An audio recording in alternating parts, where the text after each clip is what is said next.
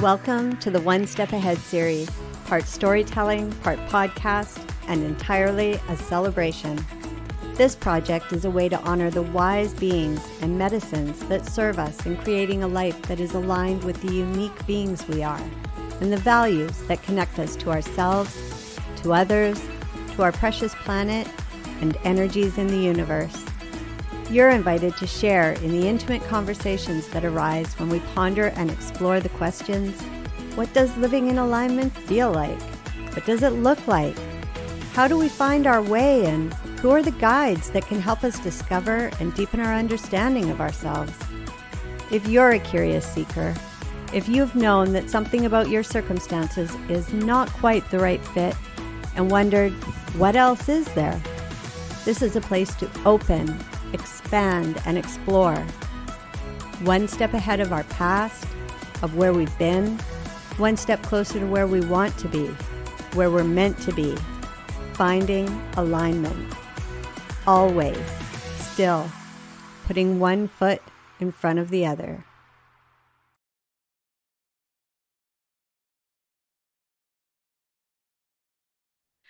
Hello and welcome to the One Step Ahead series. Welcome to our sweet followers who have been along with us for this whole ride in 2024. And welcome to those of you who are new finding your way to us today. I am joined as always, I shouldn't say that, as mostly always, with my co-host Sabrina Siwiec. And we were just talking about how excited we are to be having this conversation today with Eileen March, who is back with us as a special guest today, talking about the power of trusting and working with spiritual guides. And before we started the recording, we were actually talking a little bit about all of the different ways we can come to that question. And of course, wanting to tie it all to our theme of alignment and, feeling like we're following our heart and our calling. And yeah, it's going to be a good one. Eileen, for those of you who haven't met her before, is one of the most magical humans I know. She is a slow living witch. She is a spiritual and energy coach.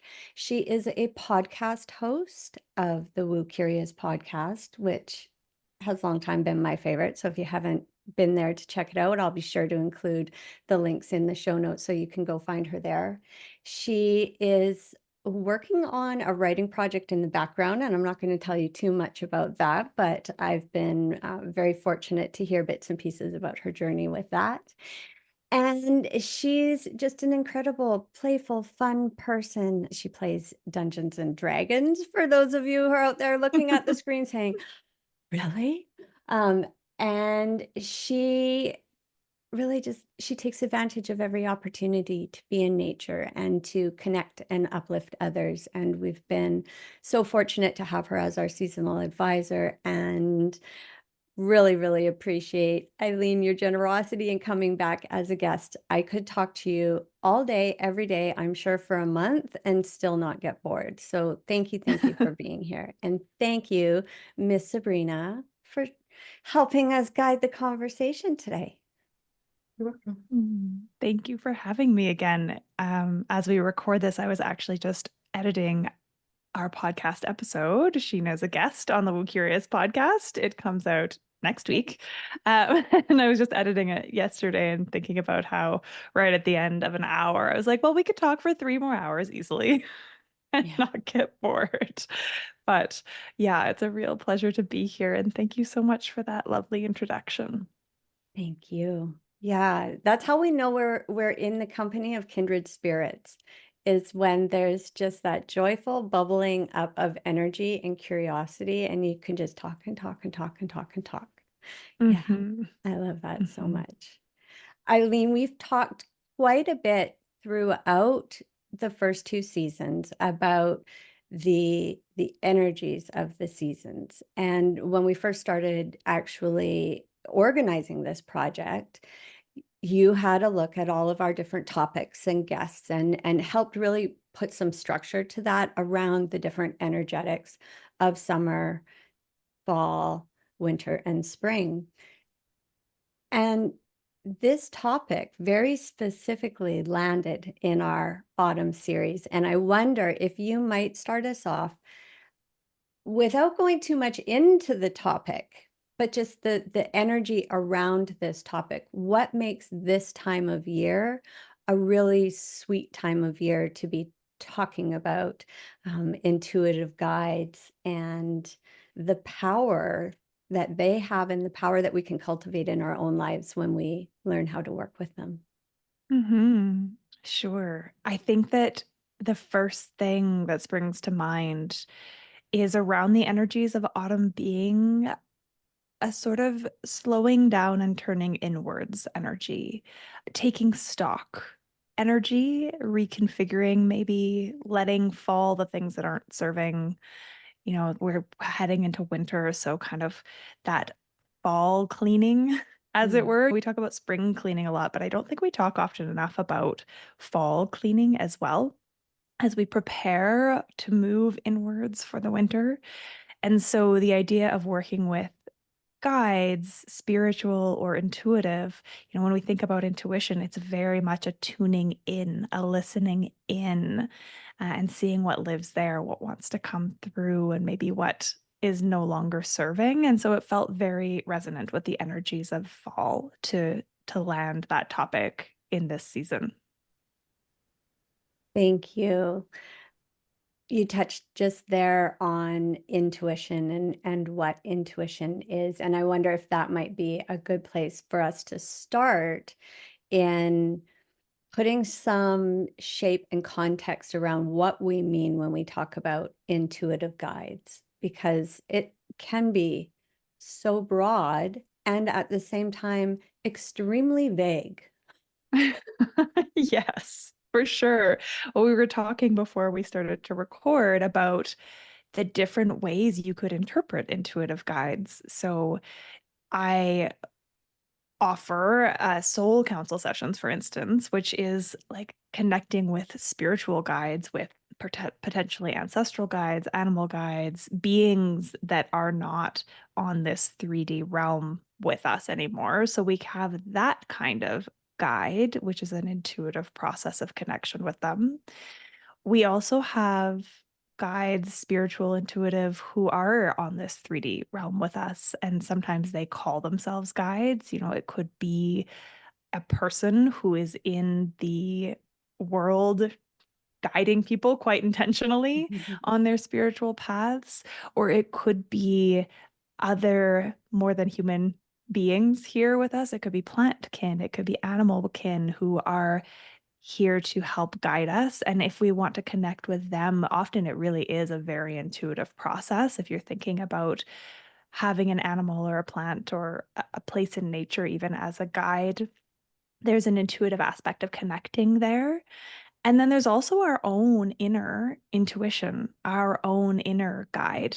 And that could be thought of as simply the subconscious, all the way up to thinking about, our higher self and connecting with her or him, if you are, or them. Them. Let's use them. Beautiful. Sounds so complicated when you list it out like that for someone who maybe hasn't experienced anything in the spiritual realm or the intuitive realm to go, well, where would I even begin to understand who's communicating to me or what I'm communicating with if there's just this long list of potentials? That's a really great point. It's interesting. Part of the reason that my podcast is called the Woo Curious podcast is because when I first started approaching spirituality and witchcraft and woo, I was overwhelmed. I was like, there is so much here.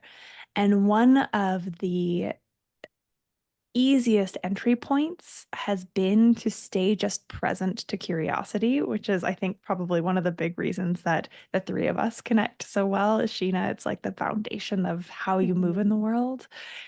And so I think that picking one of the kind of areas that speaks to you. So as you listen to me list out the different ways we can connect with guidance, is there one that goes like, oh, that's the most interesting, and just toe dipping in that area. So maybe it's animal guides. And so you start to notice the animals that are showing up around you. And maybe you think about how you feel when you look at them, or what kind of behaviors they're exhibiting. Or maybe you look up that animal online and see where they live and how they partner. And all of those kinds of details can inform our connection with them. Obviously, you can Google like spiritual significance of. When we're working with plant or animal kin, I often suggest not starting there, but starting with your own knowing, and then like actual known habitat region, all of those other details of the animal, and getting your own sense before going to somebody else's knowledge of it. Again, kind of really kindling that intuitive side of a connection with something. Or if it is like, oh, my own higher self or intuition, then sitting in meditation and feeling into, how do I connect with my intuition? Do I know what it feels like or sounds like? And if I don't, starting simple, I've probably mentioned it on this podcast before, in the morning, if you're a tea or coffee drinker, checking in with your body. Do I want coffee or tea? Even if you know the answer, and just feeling what the knowing feels like in your body, starting really small and simple, and moving from there. Thank Beautiful. you. I love having kind of the baby steps, the toe dipping. What came to mind as you were describing that was it's hard for me to appreciate the perspective of folks who don't necessarily choose to be out in nature. I think for folks who do enjoy being in nature, they can, to a certain degree, articulate how they feel in different places, why they might be drawn to go spend their outdoor time in maybe a forest or near the water, or all of these different environments that can spark just a sense of calm, of well-being, of peace. And I think for folks who maybe aren't as outdoorsy, there's still, as they move through their day-to-day life, there's a sense of what brings them pleasure and what doesn't. And we've talked quite a lot about working towards identifying and recognizing alignment by really following what feels good. And I can't help but wonder if within that, like that's the toe dipping.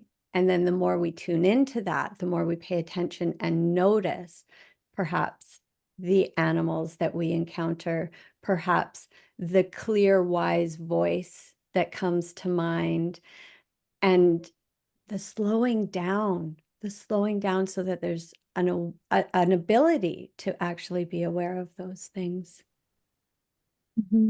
Yeah, I think you've hit something important there, in that like following the pleasure or following that spark.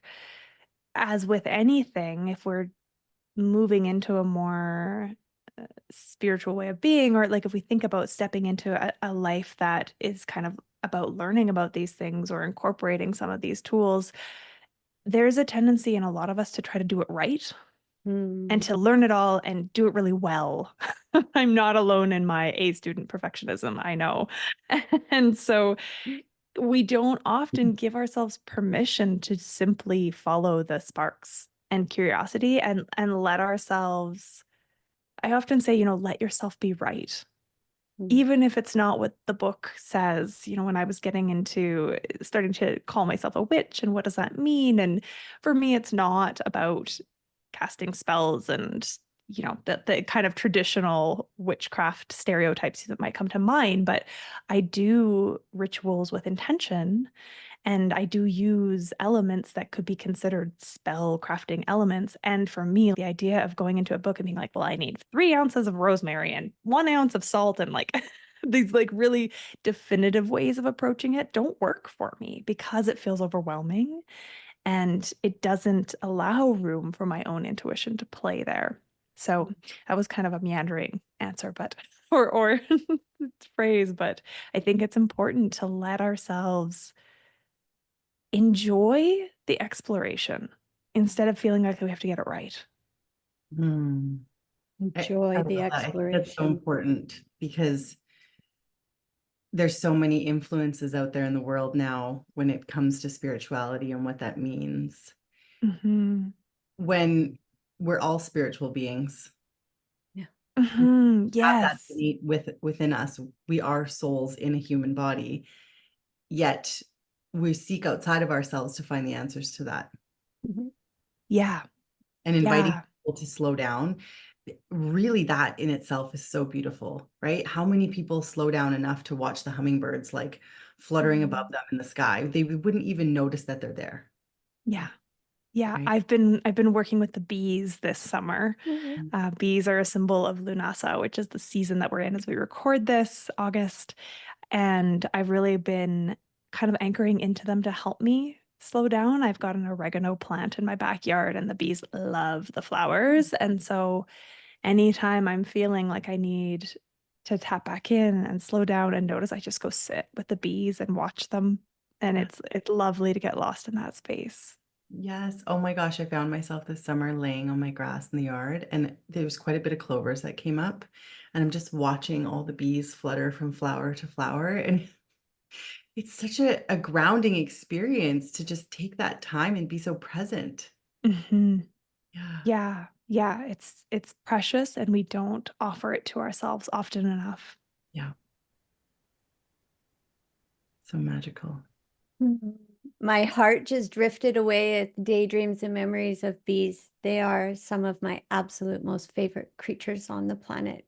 My family left me behind when we were out adventuring last weekend because I was just so enthralled watching the most giant, big, fluffy bumblebee savoring the nectar in the beautiful purple blossoms of, I think they're thistle blossoms, actually. Ooh, Yeah, yeah. yeah. And I love the buzz as well. It's Yeah. so soothing. There are hives near my house at the community garden near my house. There's honey beehives. And I love to just go and stand.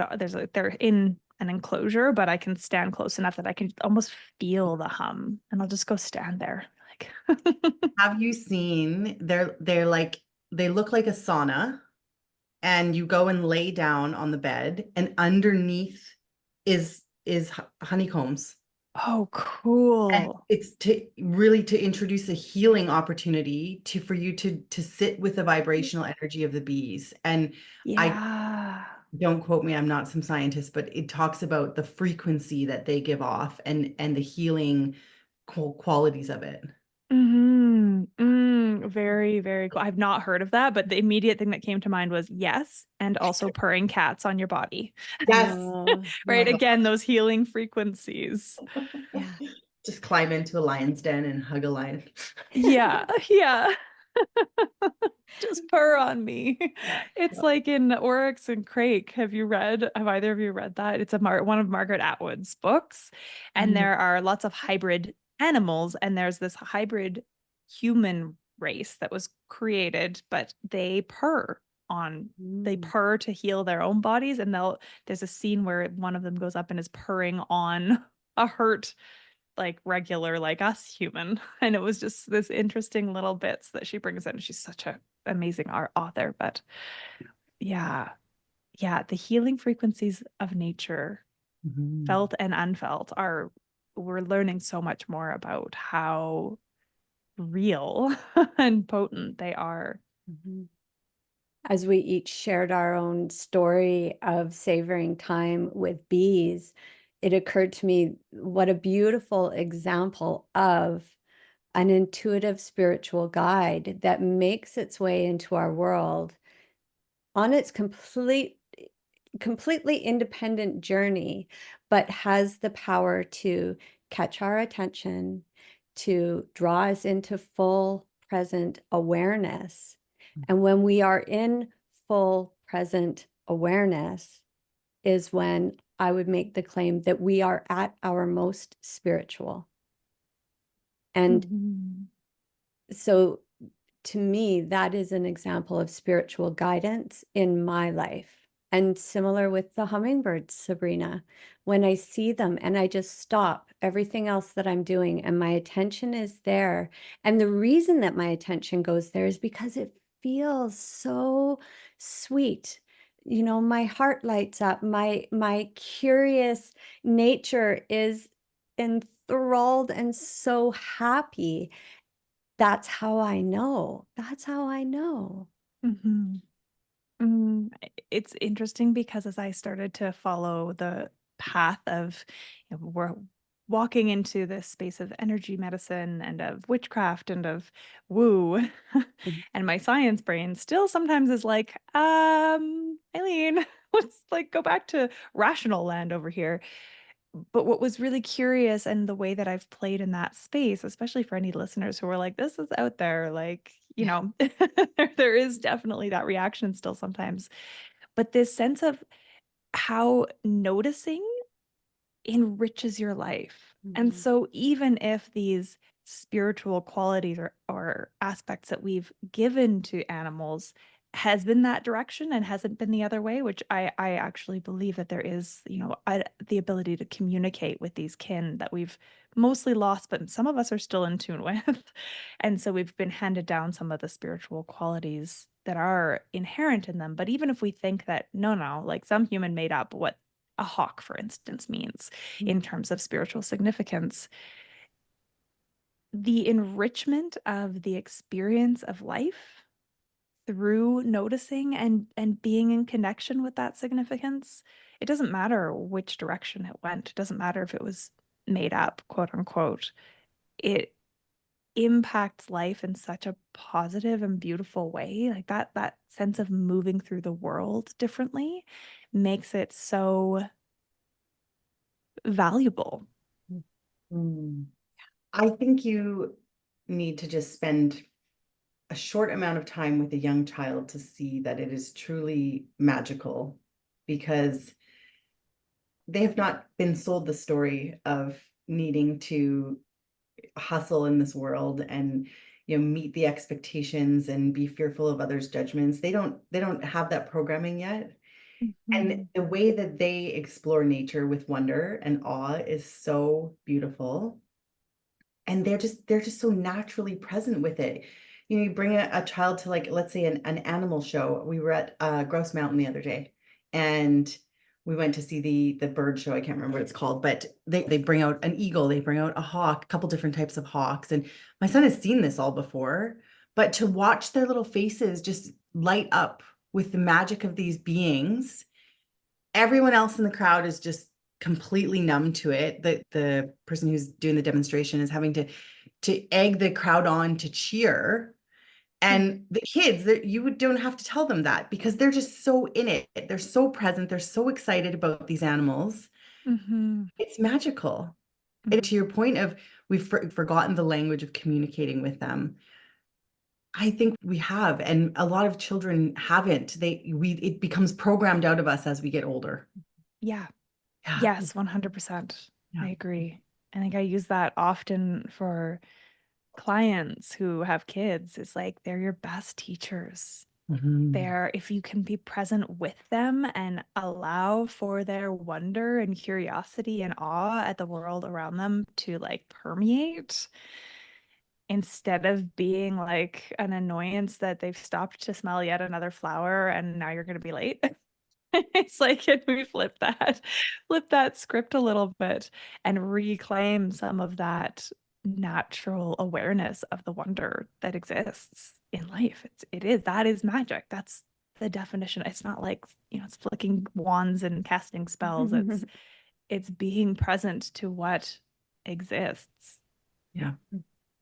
And developing relationship with it, a Yes. respectful, Oh. loving relationship with it. Mhm. Yeah, I'm glad that you said that because I jotted a note about this, when you're talking about the bees being on their own independent journey and me being present with them or us being present with them. A lot of the time, even in these spiritual spheres, when we're starting to think about, engaging with and respecting and loving and being in awe of our more than human kin again, it's still in this space of, what can nature do for me? Yes, being in nature makes me feel better and it lowers my blood pressure and it reduces inflammation and all of these things that we know. But we often forget to ask the reverse, like, what am I offering to nature? And so in this case, I planted that oregano. Mhm. And so I've given something to the bees.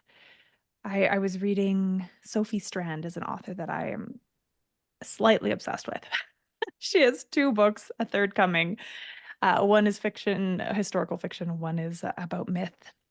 But she talks a lot about this connection and interconnection with nature. And she was talking about psilocybin and thinking about how currently we're having a lot more research starting to happen around like how powerful this medicine can be for us. And she was like, but I wonder how the psilocybin feels as it journeys through my body, like what is it Mm. getting from this relationship? And I think that there's like this added layer of depth and potency if we can start to say, oh, right. Okay, if nature's doing this for me and I'm of nature, what am I like? How is nature enjoying my presence and attention? Hmm. Hmm. That is such a powerful question. It is. It is. My brain has already gone off on its own little journey. How far down this rabbit hole do we want to go today? Yeah. No, thank you so much for raising that and just putting that into our awareness to take with us as we move through our day and our natural world. Yeah. You Mhm. know, we can look at ancient cultures and now appreciating, of course, that most of what I know of ancient cultures is through histories that have been written down primarily by men of European descent. Old And white guys. yeah, the old white guys. Like, let's just call it what it is. Um, Fortunately, as I got further into my history degree, I deliberately sought out the women professors and the women historians, and but it's still, when we study history, we're studying someone else's version of the events, and if instead of looking at the specific details, I just am thinking about themes that continually come up. There was so much more reverence for the natural world. And Sabrina, you were reminding us about the exquisite wisdom of youth to be so present and that's enough, to watch the bumblebee. That's more than enough. And Eileen, we think now then, okay, well, if I can kind of feel somebody watching me, did that bumblebee feel somebody watching me? And how does that thistle feel about, being ensconced in this warm kiss and a hug from the bumblebee? And I just get shivers thinking about all of these things. And I get a little bit pissed off because the little ones are our best teacher because they're the most pure version of the human experience, Mhm. right? There's that period where they rely on their big people for absolutely everything. But once they're able to, well, even when they're really little, you can still see that in their eyes, right? When their attention is caught by something, when they're amused by something. And then we kind of beat it out of them. And we have all of this programming that puts us into a spiritual box. And it's so aggravating because there are incredibly enlightened humans who still really grapple and struggle with all of the rules and constraints that they were taught about what spirituality looks like. Mhm. So I think that's part of the reason why we're being called to have these conversations as well, is to say yes. And like, I would never discredit or want to take someone else's spirituality from them, but the notion of indoctrination and telling others what spirituality is going to be for them. The conversation we're having right here is the complete antithesis of that, where we're making an invitation, but we're also calling people who are open to it and have a sense of it to really tune in to self-awareness. Mm-hmm. It starts there. It starts there. But we get pulled in and out of it so fast just in day-to-day survival and doing the things. Yeah. And rant. Yeah, it's interesting. I've been doing lots of reading recently that looks at myth and how myth informs our worldview and the myths that we base our culture around. And a really pervasive, prominent one is the myth that Christianity brings to us, right? Those myth stories of, for instance, the fall of Eve in the garden, and how, she is made from man to serve man, and all of these pieces that even if you aren't religious or weren't raised Christian or with one of those Christo-Judaic foundations, that is the foundation myth of our society, whether or not you have any belief in that religious tenet. And so how do we start to unweave or figure out where these myths are, what they are, how they live in us, and how to kind of unhook ourselves from them, whether it be that one or some other, the myth of progress, the myth of capitalism, the patriarchy. These things all really shape our world in ways that we aren't even cognizant of, because it's from such a young age that we get this messaging, whether overt or subliminally, it's there. And so I think there's power too in going back and finding those myths that did tell a different story, and then of creating our own, our new myths, our new informing paradigms as we continue to move forward. I really just want to be in your classroom so I can take down all of these incredibly thought-provoking nuggets and have conversation about it. Because it's so actually sweet to have that reminder. The myths that guide so much of our lives, they are just stories. They are just stories. Mm-hmm. Mm-hmm. Yeah. What stood out to me was when you were explaining the different layers of intuitive spaces, I guess I would say, rather than just guides. You had said something about, there's ourself and there's our subconscious, and then there's our higher self, right? Mm-hmm. And what immediately surfaced for me was helping people start to observe what is the subconscious and what is the higher self. And one of the questions that I would be compelled to ask people as I'm working with them is to really sit with, is this an old familiar story for you? Right? Because that's how you would discern that. Recognizing whatever it is that you're working through, is it truth in your body, or is this just a really familiar pattern or story or program that's running in the subconscious? Mm-hmm. Yeah. But to everything we spoke so far, in order to get there, you really have to slow down. You really have to be aware. You really have to be present. And I'm curious to know if there's anything else you guys would add to that in starting to discern the difference between that intuitive knowing, the higher self versus the subconscious. I would add trust in oneself. Oh, yeah. And trusting that the power of being able to observe one's thoughts over time, one can become one can become very skillful at identifying the voices behind those thoughts. So before I started to learn about mindfulness and mindful meditation, all of the thoughts in my head felt like they came from the same self. And they were not a particularly healthy or happy self.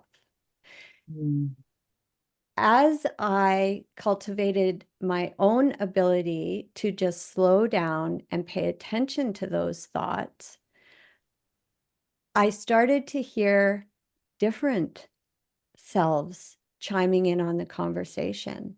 So there might be that toxic inner critic who pipes up loud and mean with not useful comments or criticism.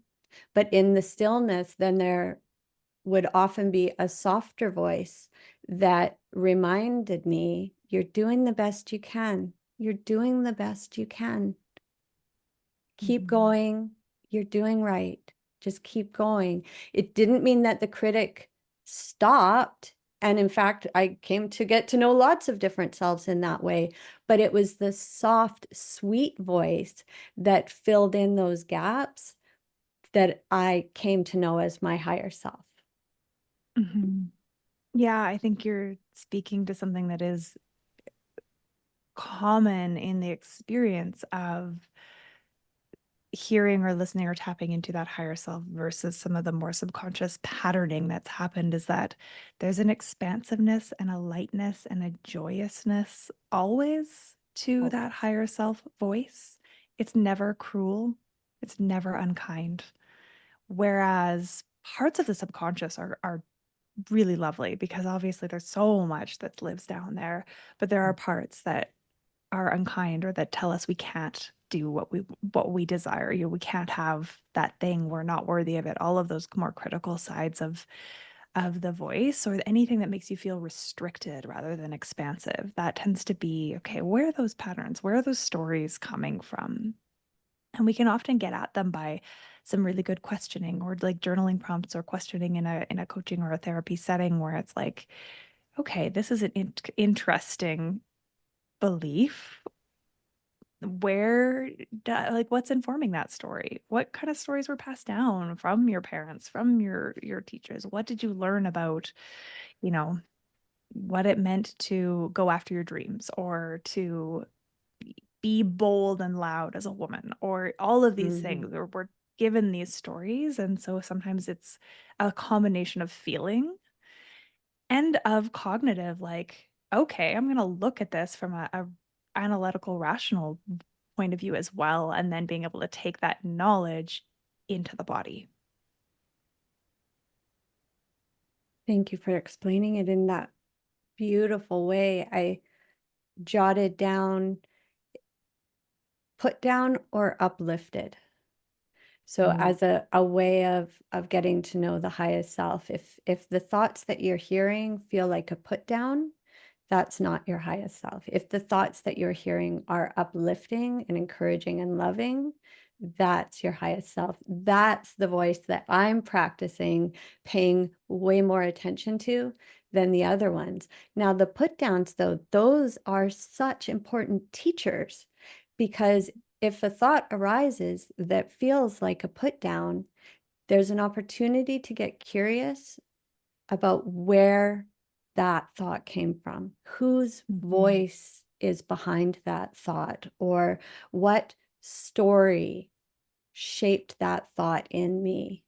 And then to ask, well, does it feel good or does it not feel good? And to tease that out a little bit and practice trusting that what feels good for you is your truth.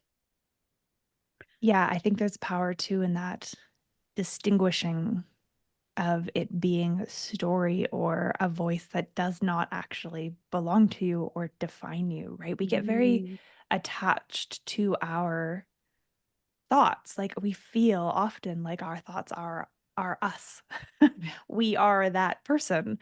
And we attach our identities to it. And so detaching identity a little bit from those stories, those narratives, those beliefs that are running allows for sometimes an easier softening of them, an easier ability to say, ooh, that's interesting. But it's not actually true. It's not actually how I want to, or the story that I want to engage in the world from. And yeah, that disidentifying piece makes it easier to shift them or to let go of them entirely often. Yeah. I just wanted to, I had to hold my tongue from interrupting you. What you just said was so powerful. And I wish to acknowledge that for listeners who hear you speak about that, I think within them, parts of them might be all of a sudden feeling grateful for having permission to be this way. And to also acknowledge that this is a type of calling. And a lot of our beautiful humans on their own journeys are not likely to feel ever inspired to even question any of that stuff. And so we're not here saying everybody needs to look at this and pay attention. But what we're really highlighting is for everyone who's ever felt like that doesn't work for me. You tell me this, but that doesn't land for me as true. And I trust that I know for myself what is true. And I think that's where, we get into so many conflicts, is because there's a lack of respect around that. But for those who are curious and think, no, this isn't me, but I don't know what me is if it's not me. Well, that's answering the call. That's just stepping into it with full permission to be curious and explore it, and to know that you do have the ability to do work around disidentifying, untangling all of those stories that aren't true for you, and then getting really clear on what is. Mhm. I think it's important to recognize there too that can feel really scary, especially if you Terrifying. don't know who it is that you are without those Absolutely. stories, right? Absolutely. That's exactly where I was going. I think, you know, those of us who've been called to go down that path and have bravely and courageously explored with curiosity these intuitive knowings of like something's not right.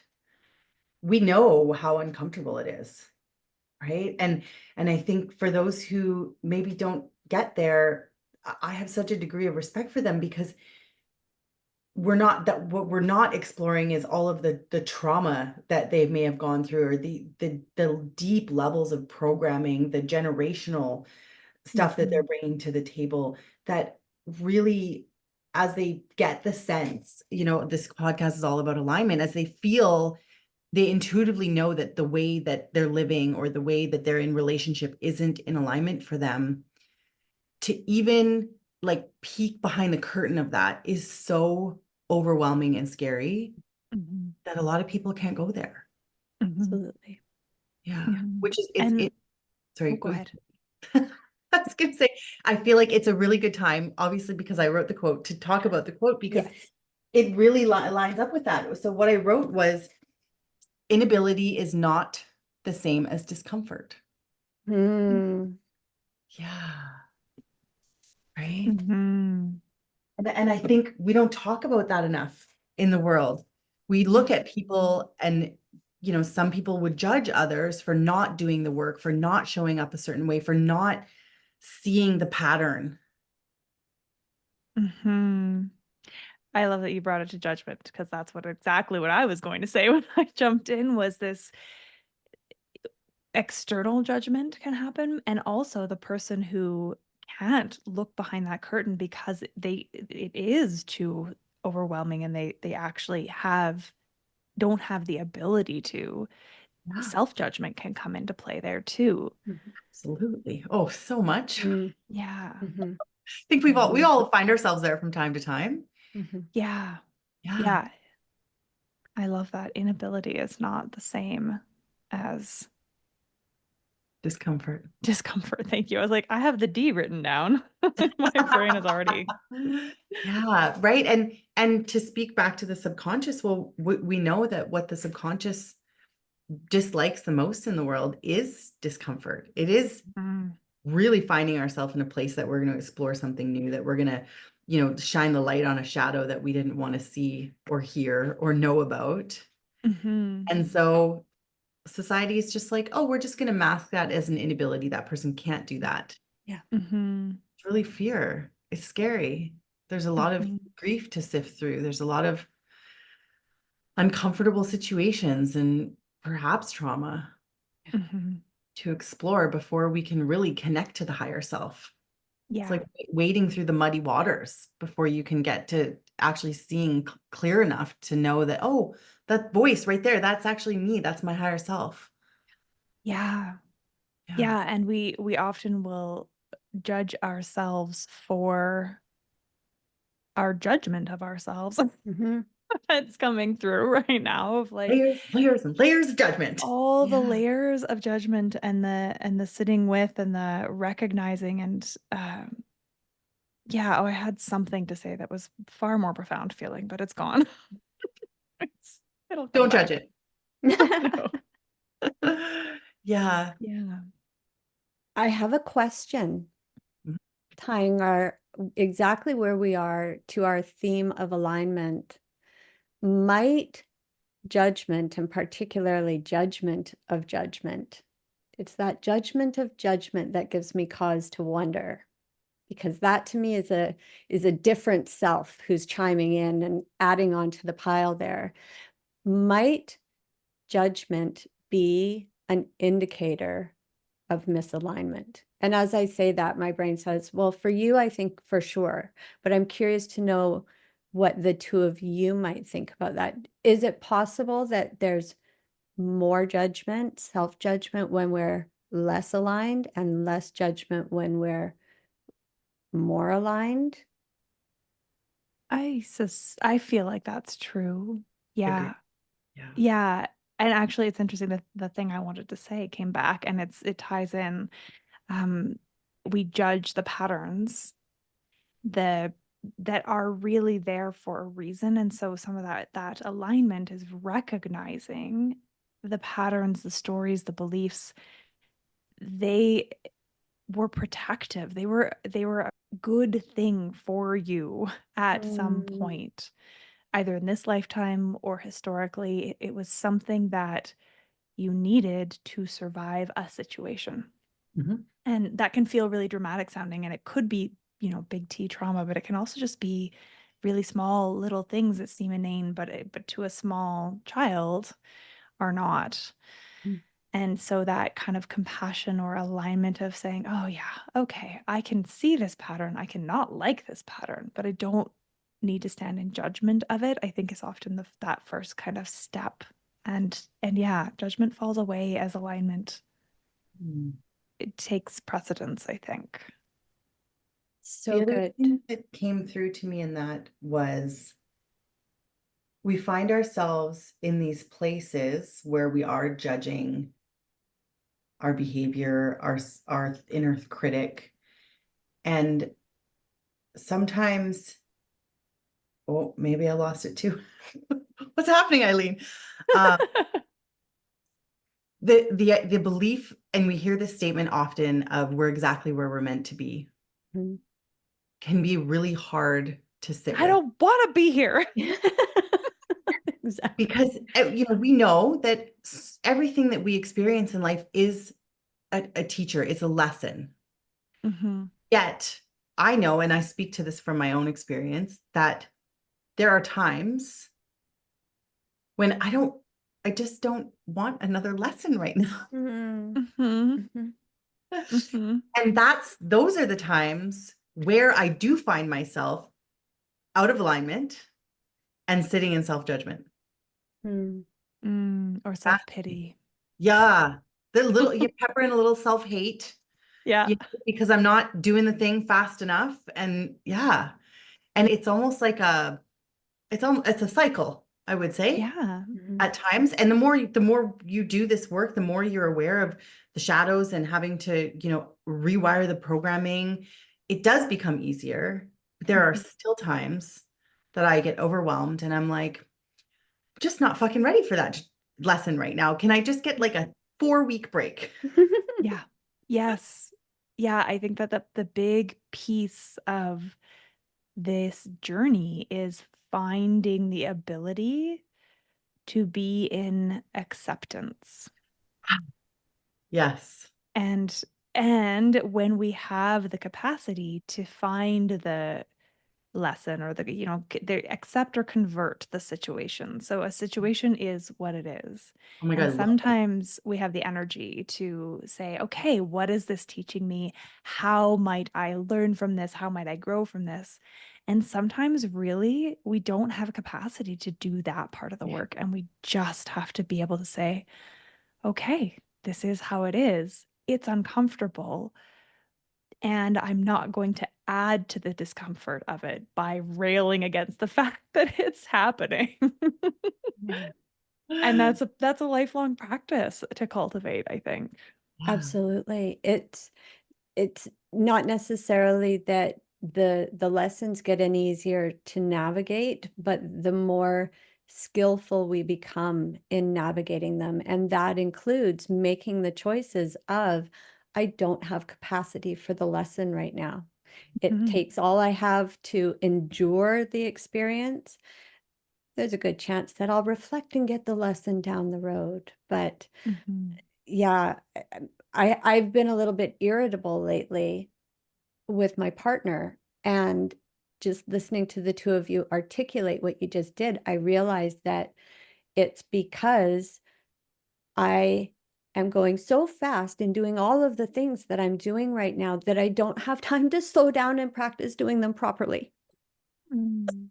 So what feel like really useful reminders is parts of me are saying, no, I just got to get through it. I just got to get through it. When ultimately, if I were to slow down and maybe pay attention to the reminder, then the next steps might feel a little bit smoother. But we do have so much that we're on autopilot for. And sometimes that is our best. Yeah. And when we can shift to maybe not the space of converting and finding the lesson, but into a place of accepting and being with, just Mhm. being in the moment, suddenly time expands. Mm. I just have to get through it as like, I want to disappear these days of my life, these weeks of my life. And they disappear and we don't get them back. And so that reminder again that, okay, this is where I am. And isn't it curious at the very least? We might Mhm. not be able to go to wonderful or beautiful, and it might not be. It might be kind of shit, but it is also, yeah, that ability to be with and be in the moment and allow for it to be what it is. I think there's so much of our suffering is tied up in our desire for the current moment to be something it is not. Oh, I love that. And what I want to add, Sheena, it's interesting that you're on one side of that, and it feels like I'm very much on the other. I've been, yeah, really trying to savor the last weeks of summer, although the weather's really fucked that up for me. Because every part of my body feels called to go back into go, go, go mode, right? It's like it's school, it's busy schedules, my work picks up. Like I'm more focused on marketing. I'm like, okay, summer's over. And I know that I need to savor the moments. I want to savor the moments of the last few days of summer. And it's almost like I've been in like direct conflict for a good week or two. And I feel it. It feels almost palpable in my body, the pulling in two different directions. Mm. Yeah. So Mhm. it's kind of funny that I am present, I am slowing down, yet that other part of me is like, no, you have to go faster. Mhm. And is that the authentic part of you, or is that the voice of capitalism?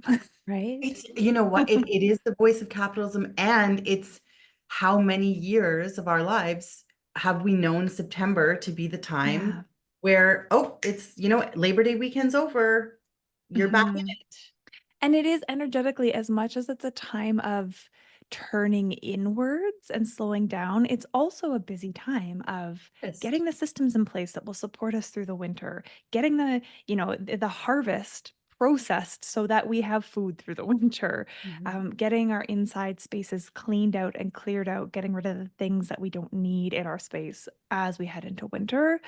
And astrologically speaking too, we've got that Virgo season organization energy. So there is truth in that energy as well. Mhm. Much at play. If you think of from a a longevity perspective, right? Generations of generations of generations, fall has been traditionally a time where we have to be in go mode.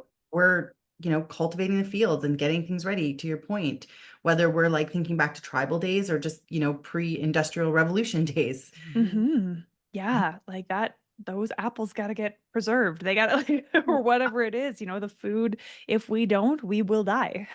So Correct. Yeah. there's really, really long, strong ancestral genetic kind of stuff going on that does put us into a space of production at this time. And I think it's beautiful because it also gives us a boost of the energy that we need to accomplish some of the things. Like they're all there. It's just when we get into the overdo, over hustle, over push mode, or the like wishing away that experience, I think is when it gets us. When we're like, oh, I just need to get through this week, or oh, I just need to get through this month, and then everything will settle down. It's like, how can we be with the busy when it naturally needs to happen?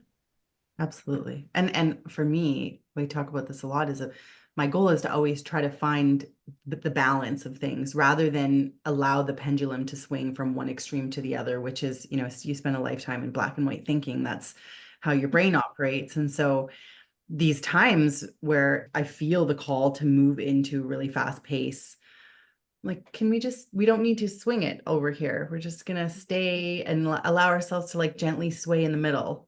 Yeah, that reminder that balance doesn't mean stagnancy. Yeah. It doesn't mean rigidity. Like you're not in the same place. You might be over here. Yeah. But you're gonna be balanced because you're not all the way up here and falling off. If you think about it like a swing, it stays, that balance is shifting and it moves. And yeah, as long as we don't take it to those extremes, the changing energies really serve us in what we need to do in life. We just flow a lot more naturally. Mm-hmm. But it is work to really deprogram. Oh, yeah. Especially when all the external messages are still, do more, be more, consume more, produce more. Those are still very, very present all around us. Absolutely. I have to say an extra special thank you, Eileen, because I feel like you were talking directly to me. Because as I was just describing my little anecdote, without even realizing it, I realized that there are parts of me that feel like I just want to get through it. And that kind of rattled me. But I'm really trying to cultivate equanimity and present awareness and being curious about what's going on. And then there's a thought that arises, great, but we got a bunch of shit we got to get done. And so that was such a beautiful and important reminder of how we cultivate the skillfulness of this. And Sabrina, for you to be holding that go, go, go, go energy and making mindful choices. Thank you very much. I know. And I'm going to be here right now. And that is the practice. That is the practice. And sometimes we have the capacity to be more skillful than others. Yeah, I needed the reminder too. Often I do when I'm working with clients or talking on podcasts. It's often the things that I say in response to other people's situations. I'm like, oh yeah, that's for me also. That's for me also. Never ceases to amaze me how that works. Yeah. Always a lesson in a client interaction, in an experience like this. Like there's something I take away going, oh, yep, that. Yeah. I think it's that kind of idea of, you can't see the ingredients from inside the bottle, but when somebody else shows you their bottle, their ingredients, and you're like, aha, then it's like an awareness of, oh, I have some of these same ingredients. Absolutely. It's like a mirror. Yeah. Yeah. Yeah. And what a beautiful point to tie us back to our topic and start winding us down today. That sense of, oh, this is for me. That very quiet higher self voice that gently whispers, I think this one was for you, love. Did you get that? That's what we're talking about with trusting those spiritual guides. It wasn't, I can't believe you said you just want to get through this again. Like, oh my gosh, I bet there are a lot of people who can relate to that sensation. I just need to get through it, just need to get through it. I'll be mindful after. Just need to get through traffic so I can get home and be present with myself. That's why it's a practice. That's why it's a practice. But each time we notice and tune into that, we're developing that skillfulness. Yeah. There's that quote, and I'm going to get it a bit wrong, but it's from a mindfulness practitioner about, if you don't have time to meditate for 5 minutes, do it for 15. Mm. I love that. Mm-hmm. Yeah. Yeah. That reminder, oh yeah, it's only in this present moment, and it will make it feel easier. Yeah. Even though it's Yeah. hard to again, the conditioning of like, no, I just got to push through and then I can rest. No, I just got to push through and then I'll do these things for myself. And it's that reminder over and over that it's the opposite. Mm-hmm. It's the opposite. Mm-hmm. And trusting that, yes, it is possible to be seemingly doing less and creating more at the same time. Yeah.